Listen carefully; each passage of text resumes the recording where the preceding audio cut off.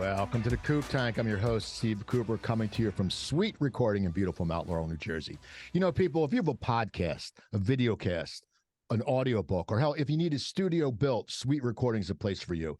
Joe Gangemi, not only is he a great guy and he knows his stuff, but he's honest and he'll take care of you. So reach out to them. Go to their website, SuiteRecording, SUITE recording.com, or email them at hello@suiterecording.com.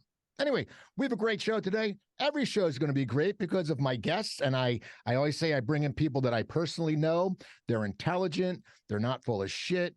They know what they're talking about, and they're just kind. And today is no different. And my first guest, I was just at his 50th birthday party, knocking down some creamsicle IPAs from the law offices of Michael Adler. It's Michael Adler.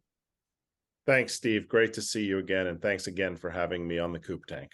You're welcome. And next, she's from Milestone Franchising, and she's the host of Franchise Focus on RBN TV. It's Lisa Linkowsky. Thanks so much, Steve. This is great and an honor to be with you guys. And finally, she's the host of the very popular Office Flip Flop podcast, and she's from Dress Smart, which I know she just got a certification, which we'll talk about in her introduction. It's Francesca. Oh, by the way, a name I love to say, Francesca Zampaglione. Yes. Thank you, Steve. It is such an honor to be here. And I love that you consider me intelligent and kind. So I appreciate being in this room with these incredible individuals. Thank you. No problem. Now we're going to find out what y'all do, what makes you different. Take a little time. We're going to start off with Michael Adler. Great. Yeah, thanks, Steve. I'm managing partner of the law office of Michael Adler. Been an attorney for about 25 years. I've had my own law firm for more than 10 now. And I focus my practice on business law. So everything from corporate formation, partnership fights, business divorces, contracts, contract disputes, to real estate, buying, selling, zoning, land use, landlord, tenant, restaurant work. And then I work with a lot of nonprofits from both formation of nonprofits and keeping them out of trouble, and art law. So I work with artists, athletes, sculptors, painters, and entertainers on the business of their craft. It's basically the four buckets, a lot of overlap there, but I really enjoy all that I do. Thank you, Michael. And how about you, Lisa? Yeah, so as you stated, I'm the founder of Milestone Franchising. I'm a franchise advisor. So I'm helping people, those corporate refugees that want out and they want to get into their own thing, but they don't have their own concept. I represent over 500 different franchise concepts. And so I help them to figure out what can be a very murky space if you don't know anything about franchising. So I shine a light on it. I pry their eyes open to make them understand what this is all about. I walk many people away from it because it's not meant for them. And I work across the country, and I do a lot of networking within the tri-state area for people that want to see me in person, or they know someone that knows me because of that whole no trust and like thing. So yeah, that's all about me. Okay. And how about you, Francesca? Thanks, Steve. Yes, you did a fine introduction, and thank you for mentioning the certification. I am a certified women business, and it was certified by WeBank, which stands for Women Business Enterprise National Council. They are the gold standard for certifying women-owned businesses in the country. So I was really honored to receive that certification a couple of months ago. Yes, I have my own podcast. Next week will mark my 2-year anniversary. It's called Office Flip Flops, and lives in all the fun places that podcasts live. So Spotify, Apple, and I also place the videos on my YouTube channel.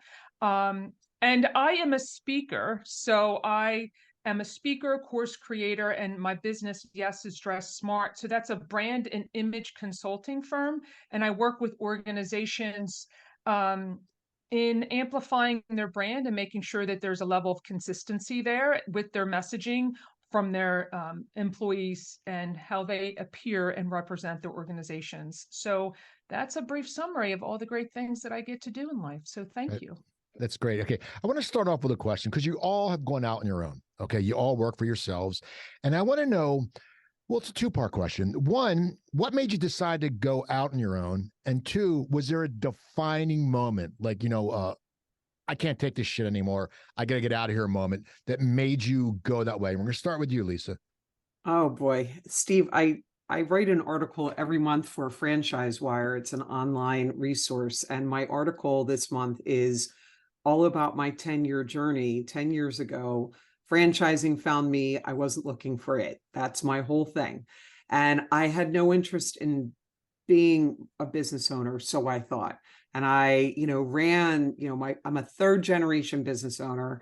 And my brother and I ran to corporate America to get our nice benefits and our nice, cozy, trappings of corporate life. And I did all of that. And then things just started not being so rosy and so glossy and so wonderful. And I've worked from home for 20 years. And my last 10 years in corporate life, I was working from home. And my boss wanted me back in the corporate space. And I started having hives and waking up at night in sweats. And I'm like, I can't, I'm done. Like, that world is so beyond me now. Forget it. And that's how I ended up going into that whole realm of trying to think about what that next thing is. But I had no idea that this was the road that I was going to take at all. It wasn't anything that I sought. It all just kind of ended up going that way for me. How about you, Francesca? I love that question because it was a journey, as Lisa has explained. I will say from the get-go, I've always thought and I knew I wanted my own business. My parents immigrated here from Italy. I'm first generation. I saw them as entrepreneurs.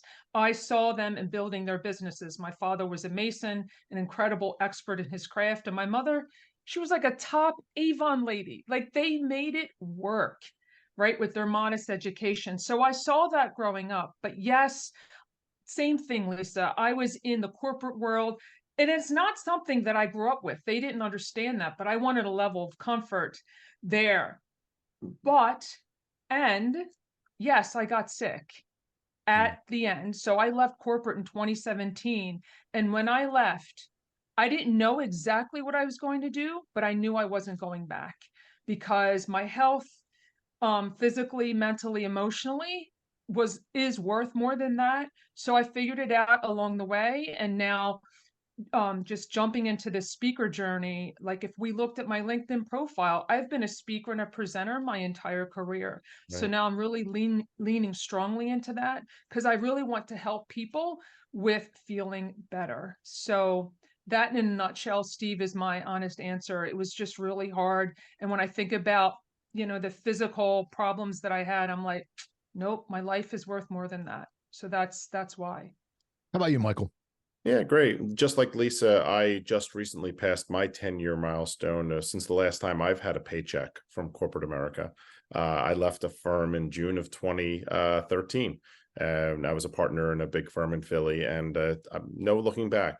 There's a longer version to this. I've been on Steve's stories, Coop Tank, before and told a little more of my story. But my father went to law school as a second career, and when he was in his 40s, and when I turned about 40, I wanted to start my own law firm and be available to my kids and sort of put myself first, the work-life balance thing. Also, I work with clients all the time who are startup entrepreneurs. So I wanted to walk the walk with them and really teach them what it means to start your own business and help them from the ground up. And I've lived it, I walk it, and I help other people do the same.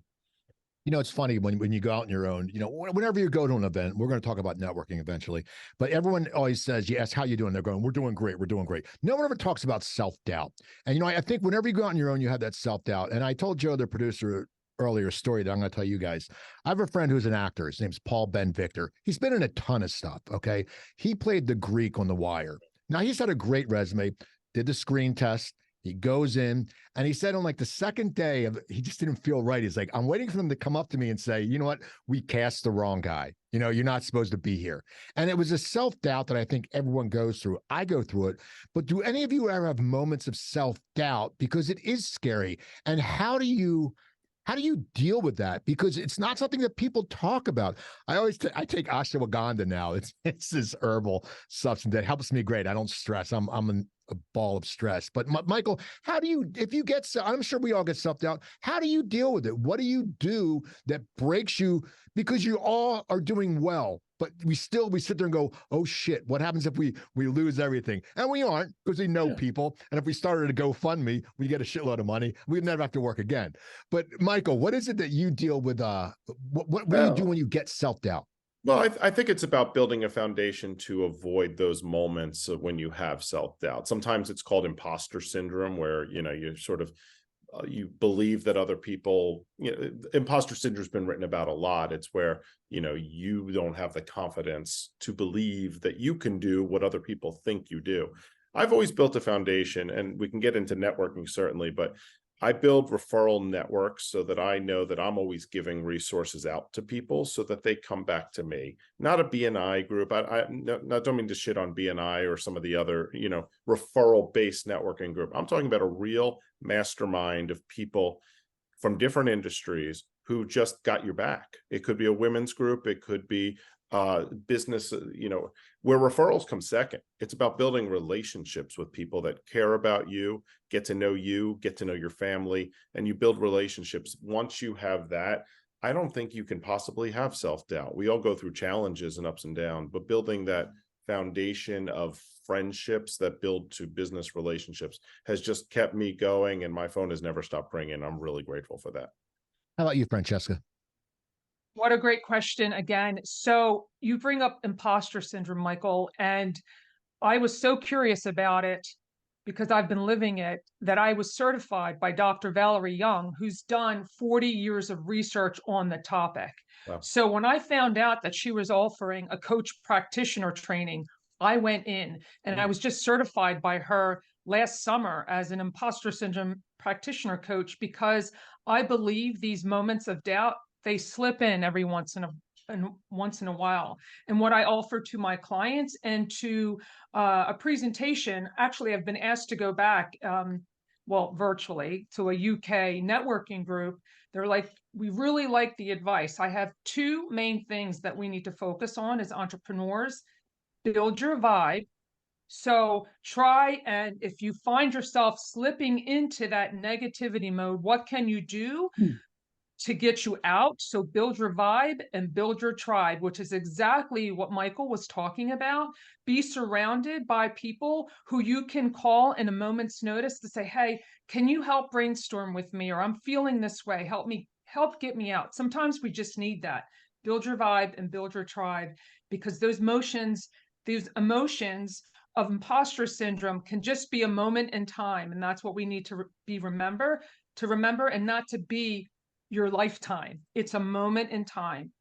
Recognize it and let it go. So that's how I get around it, Steve. Okay, how about you, Lise? Business ownership is hard. It's what I tell my candidates every day. And it can be gut-jarringly, like vomit-inducing, or it can be incredibly exhilarating. I had a moment 6 months after I had started my franchise 10 years ago, where I woke up during the middle of the night and I was filled with self-doubt, and I shook my husband awake. It was literally the middle of the night. He was like, what's wrong with you? And I'm like, if this doesn't work out, like, are you going to leave me? Like, because I really bullied him into it. Like, I was like, this is what I'm doing. Like, this is what I have to do. And he was like, you're going to be fine. Go back to sleep. And you're lucky it's Saturday morning. Like, and that was it. Like, I've got your back. So then, that business went under with the pandemic. I had my business for close to 7 years, and now I go out to Milestone Franchising in the middle of the pandemic. I was like, what am I doing? But that support and that unwavering belief from my friends and family, my one closest friend, she virtually slapped me and said, everything that you've come to has led to this point. Everything that's from your entire time. She goes, that's how you have to look at it. And I was like, okay, all right, great. But I've had incredibly rocky times with both businesses. And I have a mastermind in the franchise consultant world. And I laid my cards on the table to everyone. I'm like, listen, I haven't closed a deal in X amount of months, and it is so hard right now. I had deals blow up. just life happened, like just everything that could have splatted at the wall and gone wrong. And everyone was like, but you do everything. You've got a TV show, you're out there, you network, you do blah, blah. And I went, exactly. So if it can happen to me, it's going to happen to other people. So I'm warning you, be prepared. And when you get in your income, because this is this is just like real estate. You get paid, then you don't get paid, then you get paid, you don't get paid. I said, be very careful, be very conservative, understand there's dry times, and then you'll get back out through the desert. Well, it's funny. You mentioned how the your network, you help. And Michael said you have your network, and we all network a lot. And what I've noticed is also now networking, where it used to be about, I think we're all in the same mind frame where it's about creating relationships. Some people use it as a popularity contest, and I don't understand that. I always think something's been. I'm waiting for a prom king and queen to walk in and like wave to everybody, because I'm like, what is this bullshit? You're here to network, but what do you do? How do you find the people? Because from doing comedy, I've become very instinctual. I know when someone's full of shit. I can go in the room and say, that person's full of shit. That person's nice. And I will talk to that person. And I'm somewhat of an introvert, which people don't believe, but I don't like to talk to a lot of people. I like to talk to people that interest me. But how do you find the good people? And the second part of that question is, have you ever been burnt by someone you thought was really cool, and excuse the language, they just fucked you over? Has it ever happened to you? And we'll start with you, Francesca. Woo. Yeah. Has anybody fucked me over? Of course. Right. And you know why, Steve? Because I didn't lean into my intuition, because that is what I use as well. It's via email, via an introduction. I really am leaning harder and harder into paying attention to my gut. That's my brain. And when I listen to that, I feel much better about myself and the conversations that I'm having. I'm with you, Steve. I'm also an introvert, right? So how do we, in a crowd of people, find each other? Well, I don't know. One of the last networking things I went to, I saw you and we started talking like, oh my gosh, this is the first time we've met in person. And then we have a conversation. So I just pay attention to my gut more than anything. And sometimes, somebody makes an introduction. I'm like, oh, they'll say to me, oh, this person, they'll get you and they'll understand you. And I don't feel that, but out of a courtesy to my friend, I listen, and then I just leave it there. I just leave it on the table and say, you know what? It was worth my time to know that this person's not for me. And then I move on. How about you, Lisa? Virtual networking has been a godsend, in my opinion. I know people that can't stand it, but for me, I have had the most authentic conversations doing virtual networking, and tears shed, laughter beyond like where I almost fell out of my chair laughing so hard. And that experience, I've had Zoom networking where we never even talked an ounce about work, and then we had to reschedule. That happened with Amanda Wood. Our first meeting, we sat there, we had so many things in common and so many like just life things. And we had to reschedule and go, okay, now we're going to talk about work. Like we promised we're going to talk about work, right? When you get those kind of connections, they're not fabricated, they're not made up, like they're just an instantaneous thing. And it doesn't happen always, but I feel like, you just sit there and you get some kind of connection, and it's hard in a big crowd of people. It is. It's very hard in those big, 100, 150 room, group settings. However, because I've made so many of those authentic relationships, when I come into an event like the Bankroll, where you and I just saw each other, and 10 people come to me that I've been networking with for over 2 years, and we've never met in person. And we're like so genuinely thrilled to see each other. And you're just over the moon. Then oh, I'm doing the right thing. And I think that's the piece of it. But that one-on-one is the most important piece, because anything else from that, it's just surface. It's all surface level. How about you, Mr. Adler? Which is funny. I met you for the first time. We've been networking for over 2.5 years. I met you the Right. first time when you came into studio for the Coop Tank. And then I saw you at your party on Saturday night, which we didn't network. So we've never networked in person. But what's your answer to the question? But you've also been at my house, right? You've Oh, been at yes, my yes. house. Oh, you're Yeah, right. I'm yeah, sorry. I forgot about that. yeah. I was We at had a his dinner house. party. He had me mow the lawn. He had me mow the No. lawn. I needed some money. It was wonderful. Now, tell them what your insight is. No, insight. Wow. So first of all, virtual networking, I'm a little over. I really want to get it. I'd like to get out there, have a one-on-one with somebody over breakfast. One of my tips, I almost never have lunch with somebody. I find that the lunch time, by the time I stop work, go to lunch, meet someone for lunch, wait for the check, wait for my food and get back, I've lost 3 hours. Where in the morning, I can meet someone early. I'm a morning early riser. I'll have you over for coffee or we'll meet somewhere for breakfast. 45 minutes in and out, good. So that's more of an efficiency thing for me.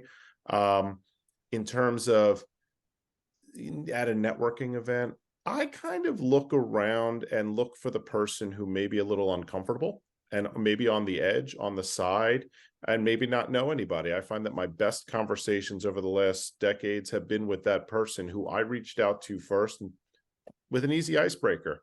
Do you know anybody here? Or, I haven't been here before. Things like that. Just something that makes them feel at ease. And that person ends up being like the introvert CEO of a company. It doesn't matter who they are. You build relationships with who that person is, but you reach out to that person.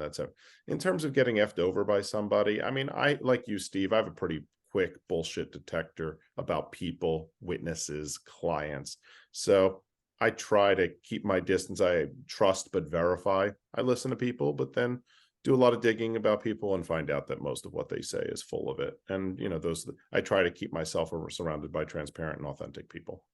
Isn't it worse when you're on a Zoom call and the person's just full of shit and you're just sitting there and you're like, oh my God, like, can I get out of here? And it stinks. Like in a live event, you can go, oh, my phone's ringing. But on a Zoom, you really can't get out of it, which sucks. But I also want to talk about, we're all out of college. We've been out of college for a while. We're not like 22-year-olds, 23-year-olds. And I think when you're younger, success is, when I was younger, I wanted to be a star. But I know if I had become a star, if I would have OD'd and, had 8 marriages, I would have been an asshole.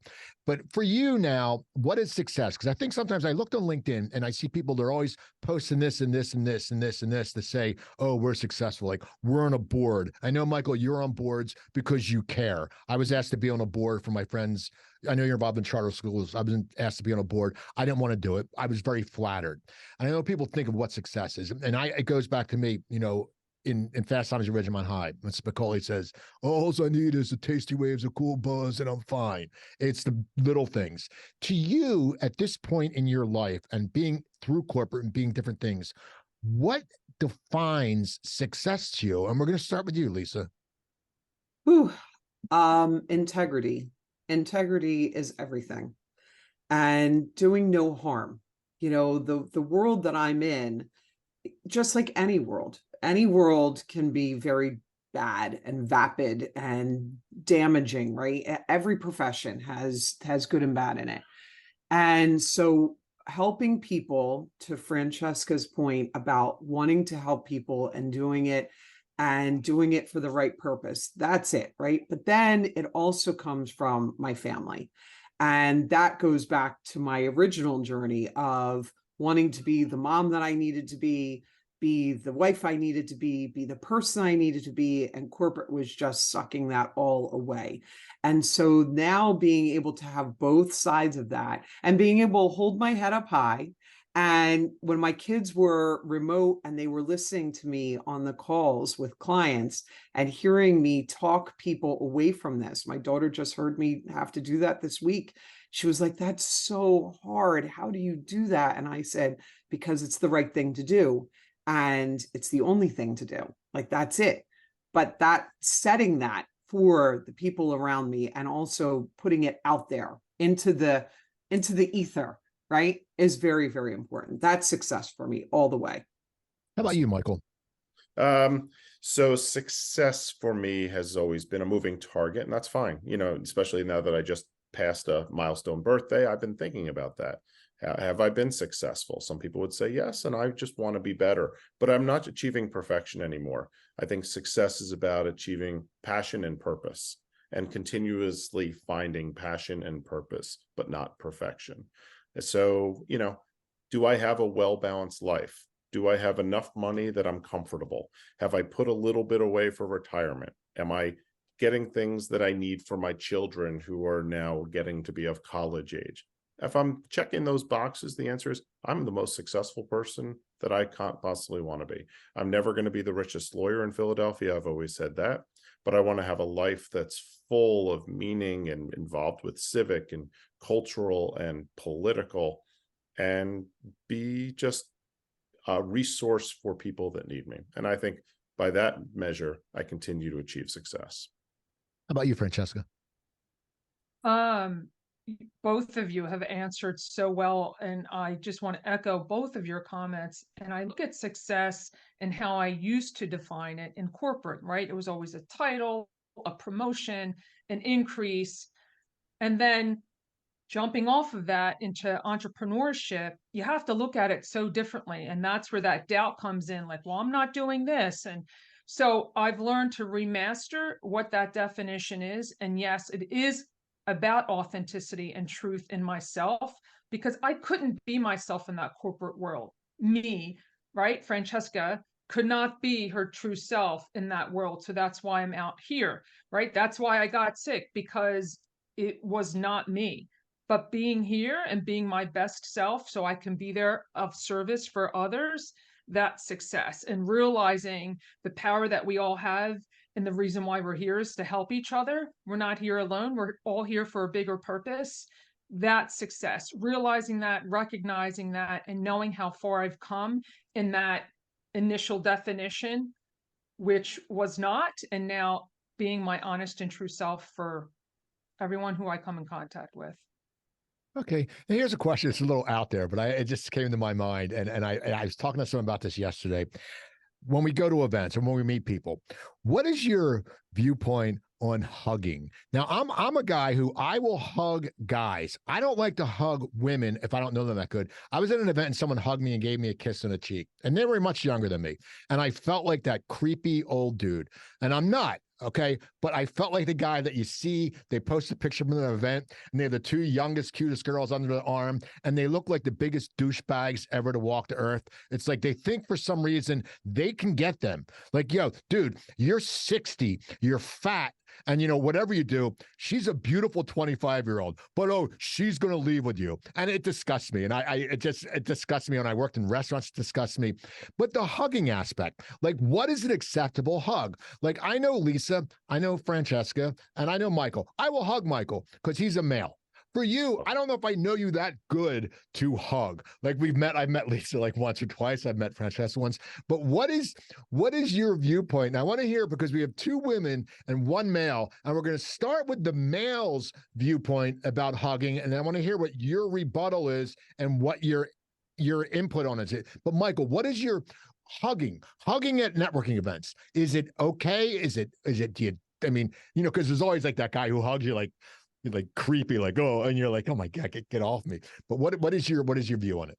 That's a good one. I mean, I have a lot of female friends, a lot of female networking partners, and a lot of female clients, and good relationships with them. I'm a hugger. I've been a hugger. I hope I don't come off as creepy, but I usually look for a cue first. Usually there's a cue coming at you. It's the way that you're approached.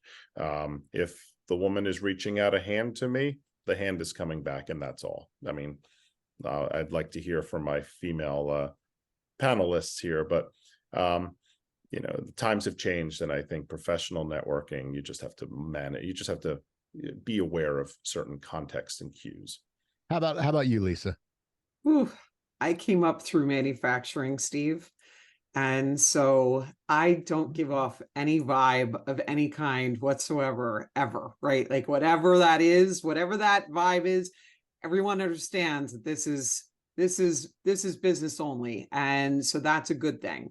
Mm-hmm. I think I would have to really know someone very, very well for them to be thinking that they should hug me and that I would be hugging them, to be in that kind of environment. I sat there thinking in my head of who at a professional event that I've hugged, and it's pretty narrow, you Right. know, because as a woman, we have to be in a different place, and there's alcohol being poured, and you've got to be very, very careful. I had a guy at an event in my industry, and he started getting handsy on me, and I was like, oh, this needs to be shut down right now. And he was like, well, I'm getting divorced. And I was like, congratulations. Hi, I got to go. I got to get out of here. Right. So as a woman, we're always, and I'm speaking for me, on guard. And it's a tricky balance. I'll say that. How about you, Francesca? Mm. Well, so I'm laughing so hard inside because I'm going to tell you guys a story of something that happened in my last corporate job. But with Michael, I do look for a cue. Like, are they encroaching forward? I am also a hugger. It's just who I am by nature. But yes, we need to pay attention to that other person's comfort level. But there's always a cue. However, there was this one person who was a vendor of mine, and sweaty man, sweaty palms, sweaty face, had herpes thing on his lip, right? And he would always have to kiss me on my face. And I'm like, oh my God, he's a client. How do I get around this? And then I said, you know, you don't have to kiss me. Like literally, I ran to the bathroom that day and washed my face and hands like you would not believe, because I was so freaked out that he had herpes and he touched my face. But he was so offended when I said, we don't have to hug. I don't remember how I said it, but it doesn't matter because he was just so torn off about it. So I'm very careful about paying attention to these cues and try to give them first. So put my hand out there. But it is, we're back now to being in person. This wasn't a problem, you know, for 3 years, and now we have to figure it all out again. So if you're not a hugger, you know, extend that hand. Or if you're a hugger, like, is it a shoulder hug? Is it like, you know, cheek to cheek hug? Is it a full body hug? You know, there's a way to just do it lightly. I don't know, but I'm a hugger. I just want to show people love. But if you have something going on in your face, please just stay home. So Stay. I'd said about the pictures, you know, the guys post pictures in LinkedIn. LinkedIn to me, I love LinkedIn. We all need it. But sometimes it seems to me it's almost like a business MySpace. Okay. It's like I always say there's a bunch of videos which are great, but there's a bunch of videos that suck. There's a bunch of people who overpost. There's some people who don't. What do you think are some boundaries on LinkedIn? Like, I don't think people should, and I'm going to ask you about these two things. I don't think people should post about politics on LinkedIn, and I don't think they should post about religion. And my reason is just like when I do comedy, I'm not political anyway, but I would never do political material because you're turning half the audience away. And for me, there are people that paid, and I don't want to, you know, you make your hard-earned money. But I don't think, for me, I don't think there should, I don't like when I see religion. I don't like someone saying, thank God I got this deal. Well, no, maybe you worked your ass off to get that deal. And I don't care about people saying, oh, well, you know, fuck Trump or fuck Biden or whatever. To me, it's not the place. But what's your view on LinkedIn with religion and politics, Francesca? Doesn't belong there. Steve, quick answer. It doesn't belong there. And also, if you're just looking for a sale and you're DMing people, like, I just X out invitations all the time because they'll see me with my post for my podcast. Like, oh, let me do your social media. We have zero mutual connections. There's no message. So I decline the invitation. But we also need to be careful with how we present ourselves. But politics and religion do not belong there. That is a business social networking platform, and I'd love to keep it that way, because all of those other places, which we won't mention here, let people do what they want. But this is business. Let's treat each other with respect and leave those other things out. How about you, Michael? Yeah, no, I agree. I mean, in my other box in LinkedIn, I get a lot of potential franchise opportunity inquiries. I'm sure, I'm sure that's the bane of Lisa's existence. Not from me. Not from me. Yeah, with zero contacts in common, and they've seen my resume and they think it's impressive, and they think with my business background, I might be interested in some potential franchise opportunities. Other than that, though, no, of course, I use LinkedIn as an extension of my brand. So it's different than the way I use Twitter, and different than the way I use Facebook. And so on LinkedIn, it's more of a, who I see myself as differentiating from others as an attorney with a brand of humor. And, it may be an event that I attended, so I want to include people in that. Also, I sometimes attend events because I want to get people invited to the things that I'm part of. So I get a lot of private messages like, I didn't know about Philadelphia 250. That looked like a great event. What is Philadelphia 250? That happens all the time. And then, sometimes you drop a nugget of pearl or wisdom, maybe an article you wrote. That's a good use of LinkedIn, but alienating potential people you don't have a relationship with by politics or religion, just completely the wrong platform. How about you, Lisa? Because also, one, you have to do the franchise, and you also want to promote your TV show. And Francesca, you do the same with your podcast. Me, I promote my shows. I really don't promote Cooper Talk unless I have a big guest that people relate to. But I promote this, and I don't really do the TV show as much because it's music and it's industry. But I should. But what do you think about the politics and religion, and what do you think LinkedIn is good for, Lisa? Has zero place in LinkedIn, zero. And I'm cringing thinking about the upcoming election in 2024. And is it going to enter? And I remember there was some start of little flares of politics like a couple years ago, and everyone was quickly shutting it down, going, there's no place for this. There's no place for this. I'm like, please keep it this way. Right. But I'm going to go one further, and this is controversial.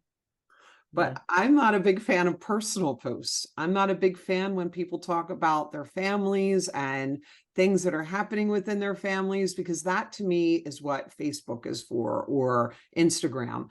And so when people put that in, or they'll post a picture of their kid and then somehow wrap it around to their business in some way.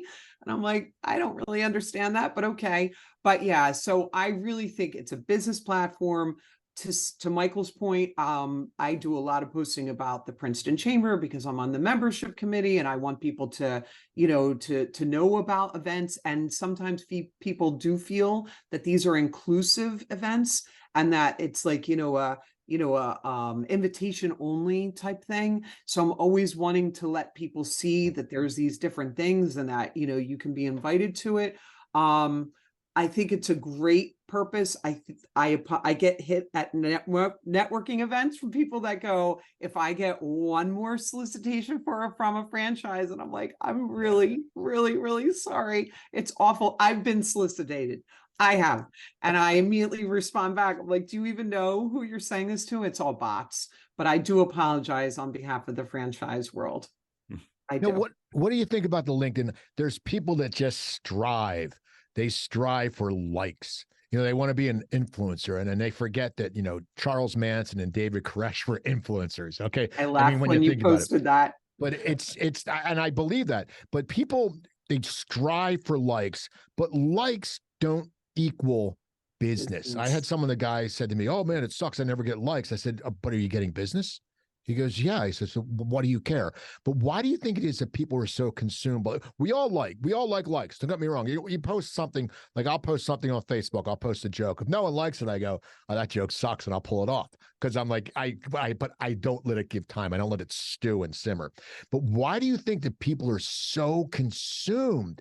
And I mean, they're consumed with likes and showing something on LinkedIn that when you meet them, damn well they're full of shit, because no one's life is that good. It's impossible. I mean, you can't close every deal. You have all my referral partners, but are they really referral partners if they don't give you referrals? No, they're just people But what's your philosophy on why people try to get so many likes? I'm going to start with Michael, because Michael didn't try it, but Michael had a tweet that blew up. I mean, Steph Curry repeated it. That shit stratosphere. Was there 30,000, whatever?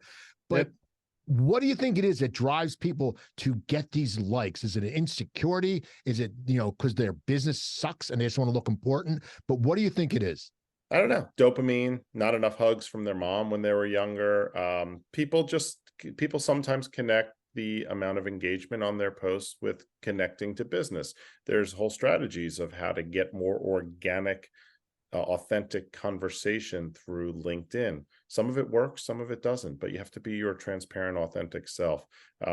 Pretty cool to have a random tweet go viral, but did that turn into business? No, but I still hear about it 7-8 years later. How about you, Lisa?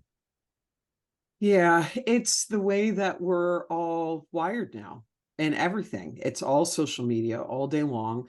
I've really hit back on my social media. I lived a ton on Facebook.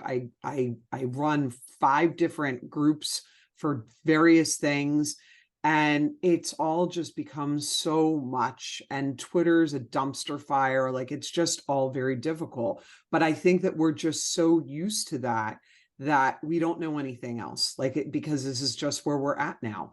But when I'm posting something, again, it's for that informational purpose. And it's also to remind people, hey, don't forget, this is what I do. But then I saw someone that I network with for the past several years that just went and got a franchise. And I was like, oh, okay.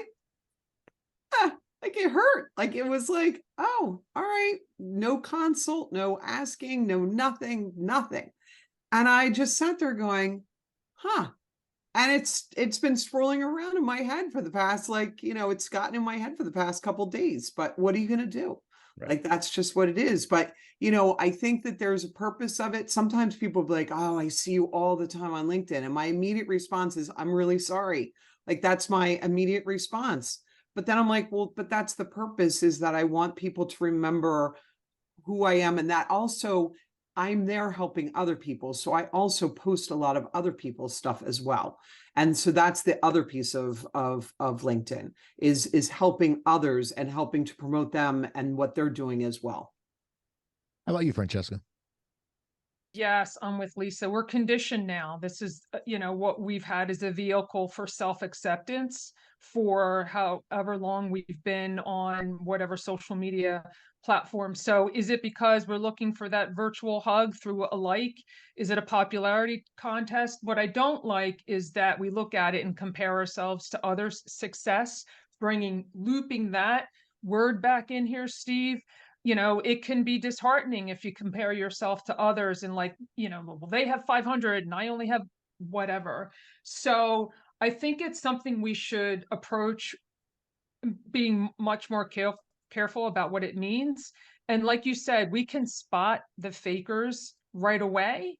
And going back to why we're all here for a reason, to help others and to be of service. And those of us who do that know. And I don't know, is it a lack of self-worth? It could be a couple of different things, but, let's not compare ourselves to others so we appear more successful when we're not. Great point, Francesca. Really Awesome. important point. Thank you. What about bragging? What about bragging on social media? Now, I'll be honest, I have no problem if someone brags. If someone goes, hey, man, I just closed a deal. I'm never going to have to work again. I'm like more power for them. But I have a problem when someone humble brags. When they're like, oh, yeah, I was happily walking down the street and I bumped into this guy that owed me $2 million for it. And they sugarcoat it. But what is I want a short answer in this, because bragging, are you for or are you for it? As I said, if Michael Adler came on and said, holy shit, I just got this biggest case in my fucking career. You can all kiss my ass. I would say, cool. I'd be happy for him. But what is your thought when people brag and you see it and and sometimes people hide it. But for me, I just said, I'd rather see someone brag than hide it. Would you rather see a brag, a humble brag, or neither? Lisa. I don't see it that much. So maybe I'm missing it. I don't see it that much. It has not become something, but nonstop.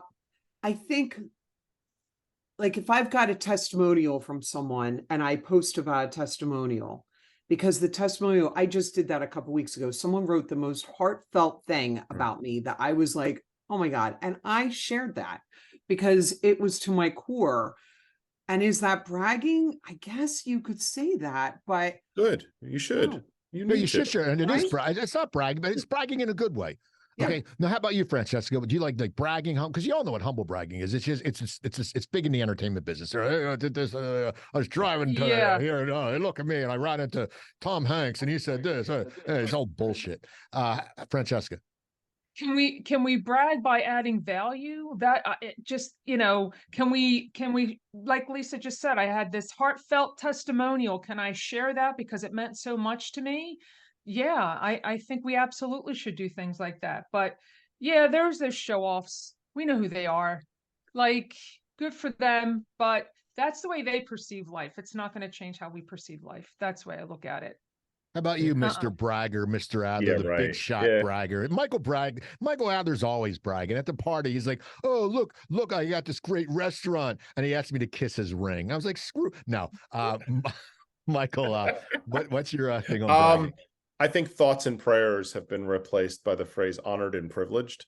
So you see that way too often. I use it a little often, but social media is a bit of finding your brand, finding your voice. And I don't want it to be all about brag, but 1 out of 10 can be brag, 1 out of 20. You want people to know that you've been honored and privileged, or that something good has happened. I usually don't post client victories. That's just not, most people don't even know who my clients are. I keep that very confidential.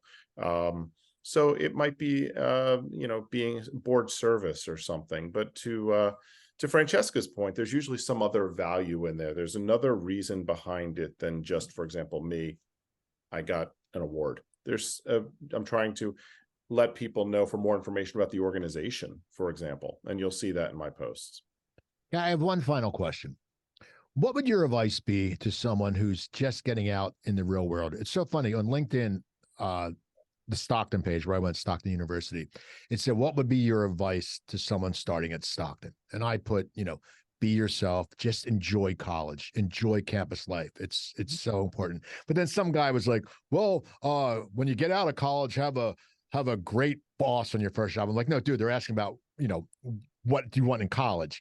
But what would your be advice for someone who just graduated college after you've all been through the corporate bullshit? It's gotten you sick, it's changed you, but then you've all gone your own paths. And Lisa, you've lost the business, you said, but you rebounded. Francesca, 5 years ago, you had to start over. What would you give advice to that person who's just graduating college? Francesca, what would you tell them? I have top 3 things that I've shared, that I've had the honor to do this at Widener University, my alma mater. And there's 3 things that I share with them, Steve. Know your why. That's what's going to get you up every morning. It might change, but know your why. Always take care of yourself, because your health is important and no one's going to tell you that. No one's going to help you make these habits.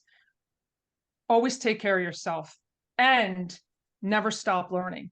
So there's so much free information out there that wasn't available when I graduated school, right? We have YouTube, internet, podcasts. There's so much, and you don't have to take a test. So learn something, share it. And those are the top 3 things that I think drive me, and that are generalistic enough that people can take with them wherever they go.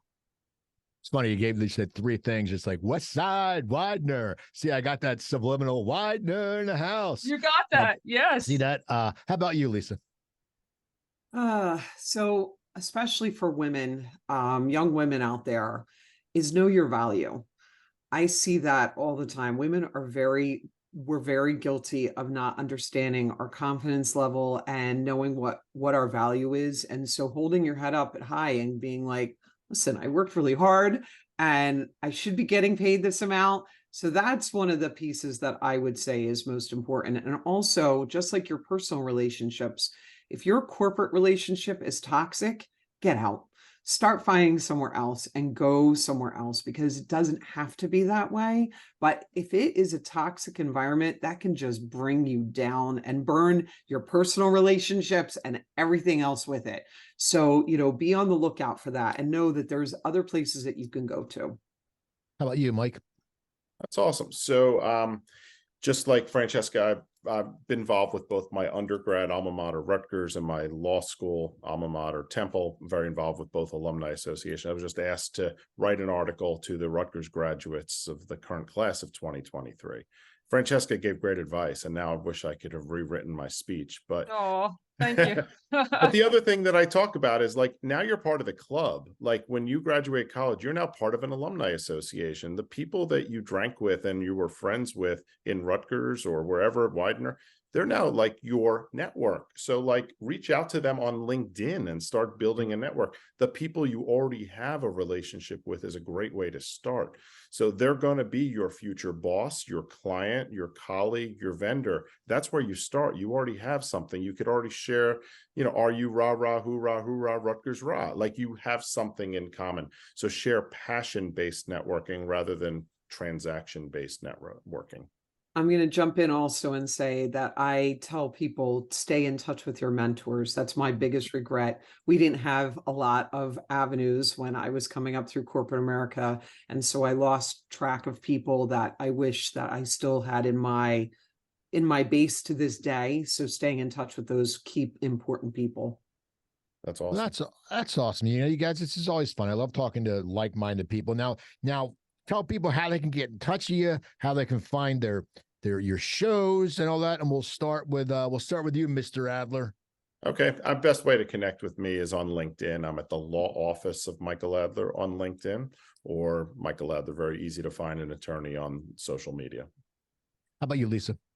Yeah, so everything from my social media, including my YouTube channel, is at Milestone Franchising, and finding me on LinkedIn, Linkowsky, my last name, Linkowsky.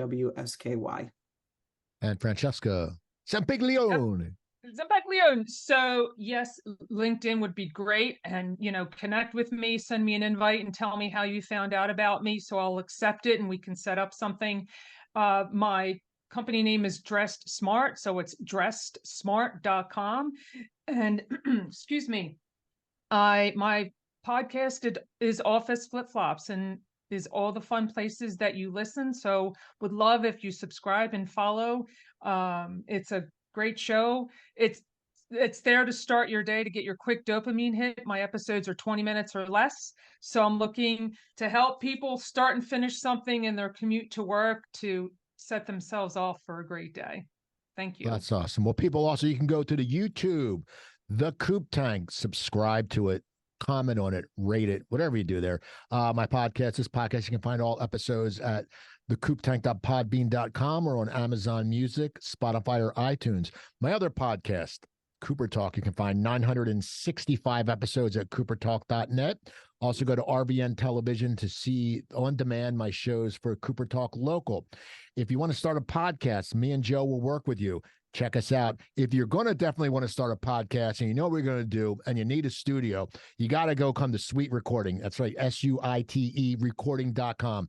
Joe Gamgemi's the man. He produces my show. There's a reason why I record my show here and the reason why he produces my stuff, because he's great. And also email me at thecooptank@yahoo. Anyway, I will talk to you next week. Go check out past shows. I'm Steve Cooper, and you have a great weekend.